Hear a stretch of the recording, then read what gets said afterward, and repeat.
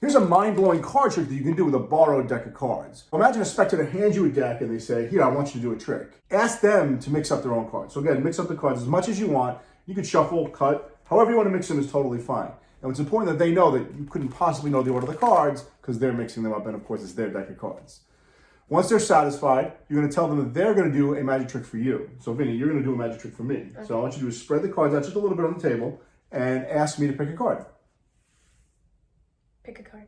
All right, I will take this card. All right, I'm going to look at it. I won't show you. You want me to look at it? All right. No, that's fine. I got it. And now what would you normally do if this was a regular card trick? What would you tell me? Put it back in the deck somewhere. So I'm going to put it right there.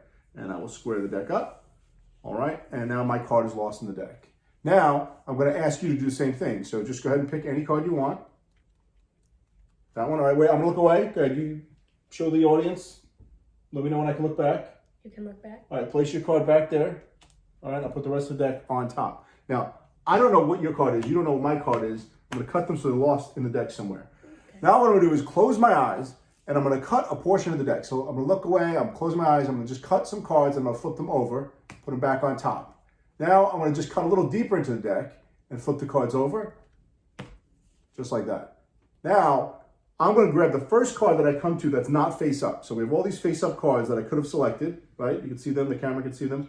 But these, I don't think any of these are your card. I think this card right here is going to be your card. All right, so I'm going to put it aside. Now, what I want you to do is the same thing. You can keep your eyes open, but I want you to just cut a small packet of cards off and flip them upside down and put them right back on top of the deck. Now I want you to cut a little bit deeper into the deck. Put those cards over. All right. Now we're going to take a look for, again, the first face down card. So it's none of these cards.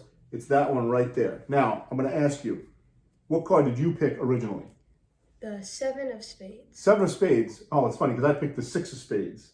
What are the odds that we got both of those cards right? Well, there's the 6 of spades and there's the 7 of spades. So as I said, the solution to this trick, the secret is actually very simple. You have a borrowed deck of cards. Again, they're going to mix the cards up as much as they want. And you're going to hand them the deck. And they don't know what's going to happen, but you're going to tell them that they're going to do a card trick. Now, it doesn't matter which card you pick, because you're not even going to remember this card. This is not the card at the end of the trick that you're going to use. Now I take the deck back, and I'm going to ask them to pick a card. And it really is random. So they pick any card they want. In this case, they got the 3 of spades. Doesn't matter. I'm going to have them place it somewhere in the middle of the deck. Now what I'll do is, I need to get this card back to the top of the deck, and there's so many methods to do that. So what I did in this version of the trick is I just got a little pinky break on top of their card when I put the rest of the deck back. My pinky, I have actually a huge pinky break right there. And they're not going to notice that because I'm going to start cutting the cards immediately. And I'm just cutting packets of the cards until I get to my pinky break, which is there. And I know this is their card. That goes on top. When you do this double cut move, you're just taking the top card and you're going to make it be the card you pick. So if you think about it, you flip these cards upside down. There's the top card somewhere in the deck, and I'll leave it kind of on the side so you can see it's over a little. And now when I flip the second batch over again, I'm just taking that top card and I'm making that be the first card that's upside down when I spread through the deck. I'm going to select this card, the first one that's face up. And as I'm going through and I'm showing them they could have picked any of these cards, I'm memorizing the last card. So in this case, it's the 7 of diamonds, as you can see. That's going to be my selected card from earlier. But I won't say anything about it. I just memorize that. And now I'll put this card, which is going to be their card, aside. I put the rest of the deck on top, taking that 7 of diamonds and putting it on top of the deck. Now I'm going to have them do the same thing, right? They're going to cut a little bit of the deck, flip it over. 7 is there. They're going to then take this and flip that batch over, again, making the 7 of diamonds the card that I have to select. Once you have your cards aside, take your time with the reveal because it'll blow their mind when you show them that both of the cards are correct.